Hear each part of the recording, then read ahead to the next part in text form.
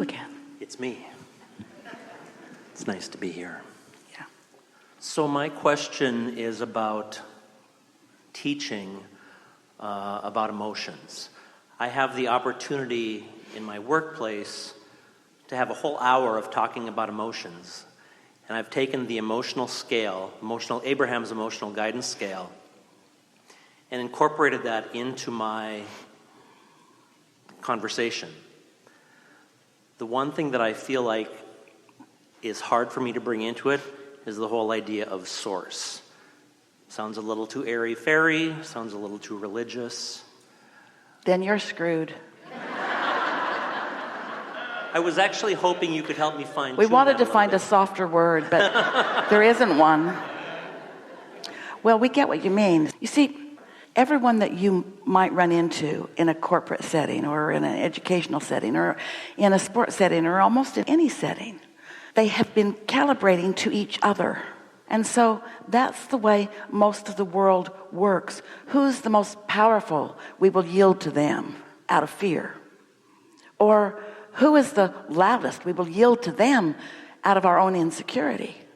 And so the only way that you can get to any guidance that is good for anyone is to help them to understand that they get to choose what they want. So you got to establish that first, that you get to choose and you are unique. In fact, you are so unique that none of the platforms really apply to you well enough. None of the religious guideposts apply to this mixture of people that you will be talking to. Maybe that's part of the hesitation to leave source out of it, because you've long been encouraged to leave religion out of things like that, because that's surefire disagreement. People have very deep feelings about those things that they've been carrying around for a while. But we want to remind you that there is nothing deeper in anyone that you will ever meet than their own self-interest. And there is nothing more self-interest than the source within you, whose interest is in your thriving and in your well-being. Now that's a big one to get across, because so many people are observing their now world, their now life, their now city, their now government, their now politics, their now whatever's going on, and they're not sure that well-being is the order of the day and that they can trust that.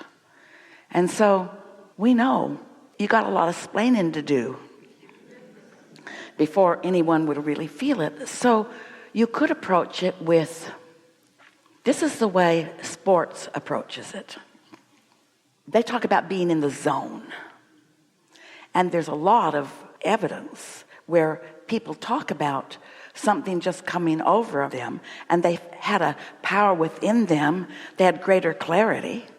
You could look for examples of those hand-eye coordinations that were sometimes terrible.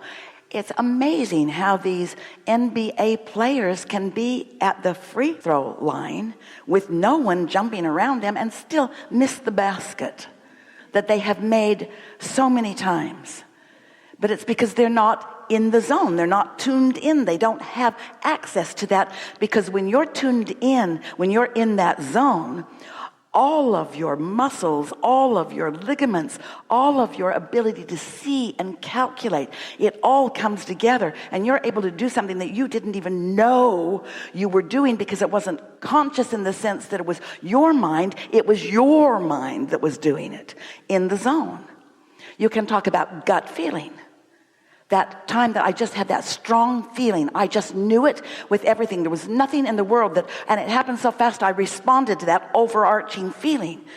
That's what you're reaching for. You're reaching for that knowing within you, and call it whatever you want. You could call it guidance. You could call it source. You could call it tuned in, tapped in, turned on. You could call it gut feeling. You could call it intuition. You could call it just a moment in time. You could call it magic if you want to. But everyone has had those moments when they know something, they responded, because you can't ask anyone to trust you about what you're saying, because words don't teach. It's only life experience that teaches. So you're looking for evidence, anecdotal evidence maybe you might say. You're looking for evidence that others have heard about before or have experienced themselves. Esther remembers, and it wasn't anything about Abraham talking to her in the moment or saving them. Jerry and Esther were at a stoplight. Jerry was going to turn left, and the light was green. It was time for him to go.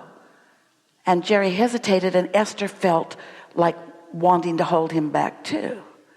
And at that moment, a car going faster than they could even calculate passed them on the left, came up over the hill, passed them on the left, and surely would have T-boned them if Jerry had followed the green light. And they didn't stop and say, "Thank you, Abraham," or "Thank you, Source Energy," even though they had been working with us. They knew that they had, at some broader, higher level, information that they could not see with their eyes. There was no way to know that, and yet they knew it. That's what you're wanting them to tap in. What you know, that you have no reason to know it, you just know it. You can approach it that way. Everybody, haven't you all had that? You don't have to label it. In fact, the less labels you give to things, the less grief people will give you. That's what we were having fun about the bumper stickers. You're just asking for a debate. How much fun was that, really? Helpful? Very helpful. Thank you. Yes. Second one.